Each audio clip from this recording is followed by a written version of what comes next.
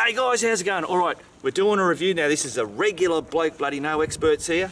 We're doing a review on the Yamaha XSR900. So we've got James, the owner of the bike. G'day guys, how you going? I've just brought the XSR up to Bendigo. Mike and I are going to take it out for the day and let you know what we think. And Alistair's along for the ride. How's it going, guys? The only problem with this bike, it doesn't have knobbies. It's got a knob right on it. Well, that's true. Rightio, before we get into all the bullshit, here's a quick look around the bike.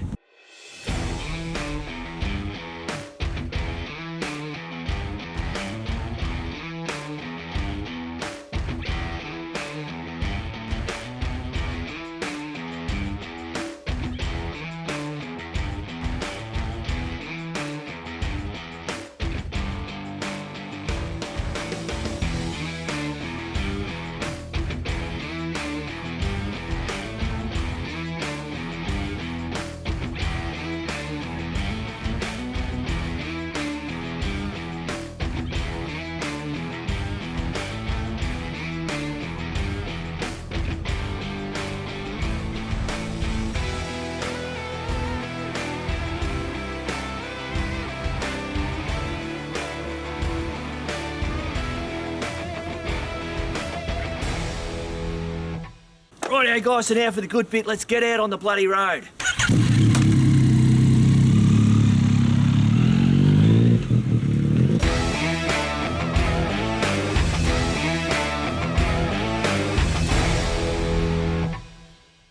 Rightio guys, so now I'm going to jump on this bloody bike and see how it's going. James is on the boulevard and we'll tell you about what happened to Alistair later. Cool. Alright, let's get on this bloody beastie thing. Oh, hopefully my big boots won't be too bad. Pulling the clutch. Start it. Where's the start button? Where's the start button? No. Where's the fucking start? Where's the bloody start button? That's modes. Yeah, but where's the start button? Oh, is it? Yeah, so it's like a cross. It goes both ways. So I think you press it down, you push it. Oh, right. Righto, sorry about that, guys. Technical difficulties. Rightio. So now, I've ridden this bike before, obviously, so we'll just get going. Start off nice and slow. Yeah, I've ridden this before, so I know what's coming up. That's crazy. Oh, just straight up. This thing is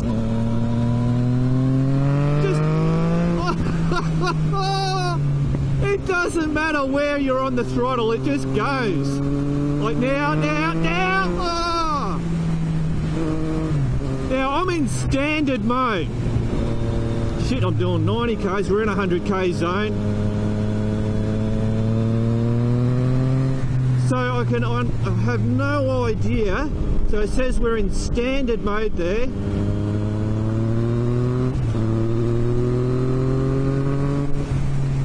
This, I don't know.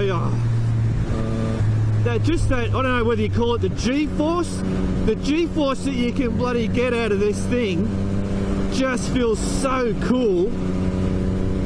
So, I don't know where, I've most probably left him behind. So now what I've got to do, I'm going to try it into A mode. Now I haven't had this in A mode before. And I've got a button I've got to press. And I've got to let off the thing like that. Do that. I'm now in A mode. Got to go down again. I'm in fourth, third. Oh shit! Bloody hell! That is nuts.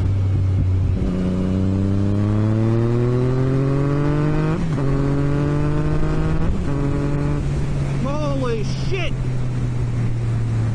I'm not telling you what speed I just got to then.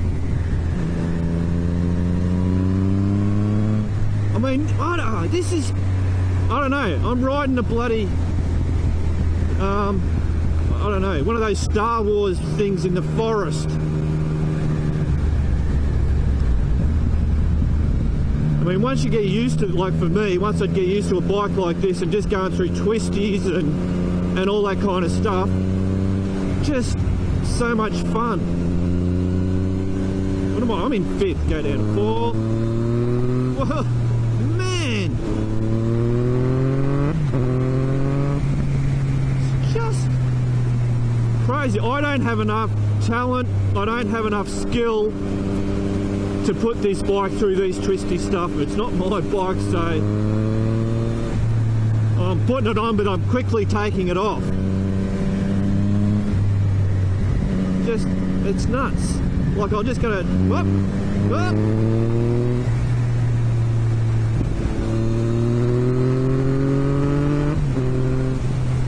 See you in a section. And of course this bike just sounds absolute awesome.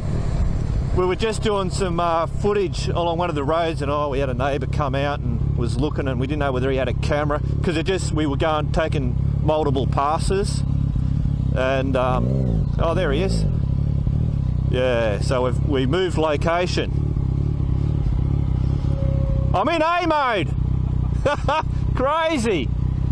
All right, here we go. Oh, fuck! Holy shit!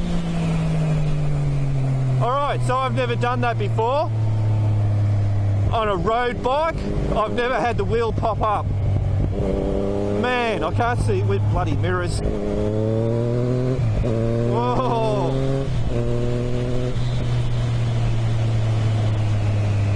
It's just an adrenaline bike, this thing. You know, this isn't your cruiser or your road sports bike where, you know, a tourer type thing.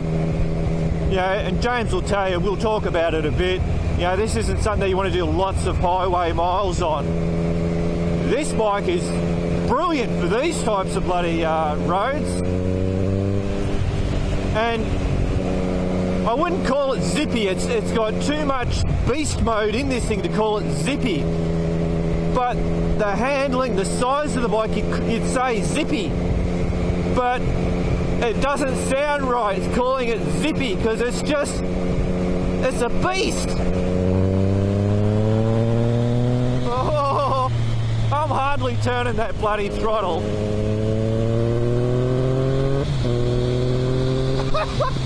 My head, far out.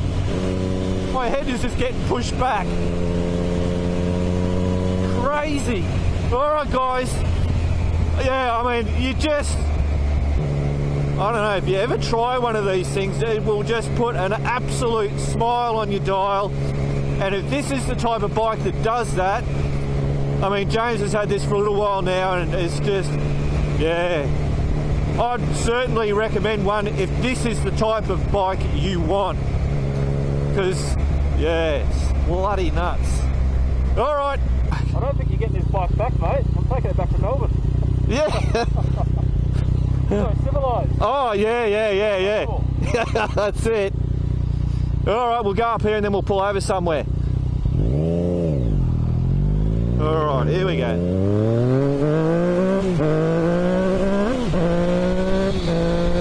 Holy shit! Wow, so I wasn't looking at the dial because I was too scared to look anywhere else but straight in front of me. So obviously that was redlining when it was, I don't know if you felt it, but yeah, crazy. All right, don't turn, Mr. Car. Rightio guys, I tell you what, it was like, oh, it was crazy stuff on that bike. Now what we're going to do is tell you a bit about that information. I know jack shit, James knows it all, well most of it anyway. Just the main stuff, not bloody full. Here we go. Guys, this is the XSR900. This is a 2016. It's based on the MT-09, which a lot of you would be familiar with. It's basically the same bike, just with a few cosmetic modifications on it. Over the MT-09, they've added traction control and they've improved the front forks. That was a complaint with the MT-09 that they could be a bit squishy. And they've also added a slipper assist clutch. This has got a 14-litre fuel tank, and with someone of my size usually gets about 250 Ks on it before I have to fill up. On the bars here, you've also got the riding modes here, which Mark would have just been telling you about on the bike. You've got A mode there, hit it again, it goes to B, which you might use in the rain. It's a lot softer throttle response. And then we go to standard, which is what I ride around in most of the time. You've also got the traction control here. You've got 1 and 2. I usually just keep it in 2. It has kicked in a couple times on rides I've been on where the rear tyres hit sticks or rocks or leaves. And Yeah, it's once you learn to trust the traction control, it's something I probably want on bikes that I own from now on.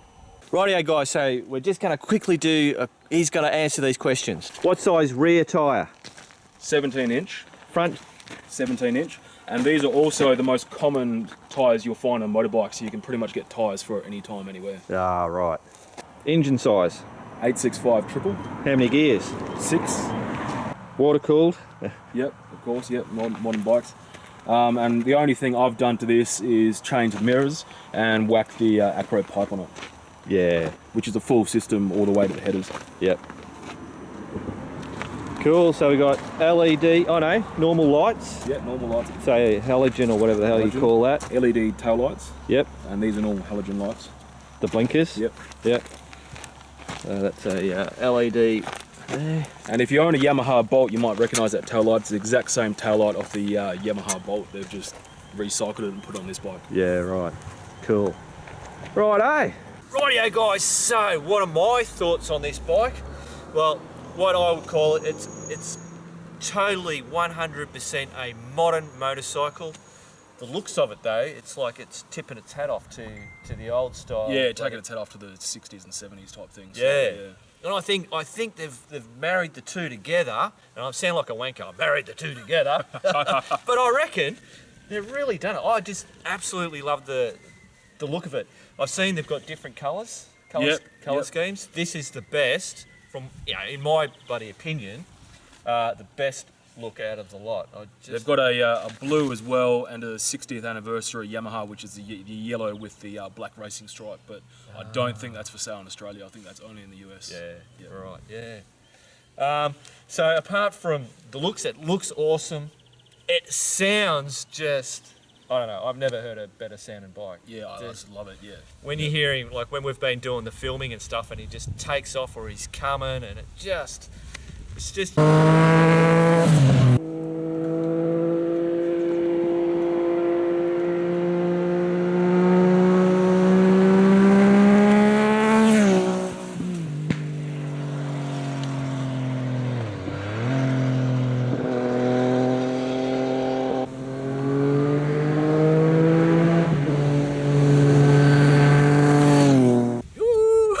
bloody craziness.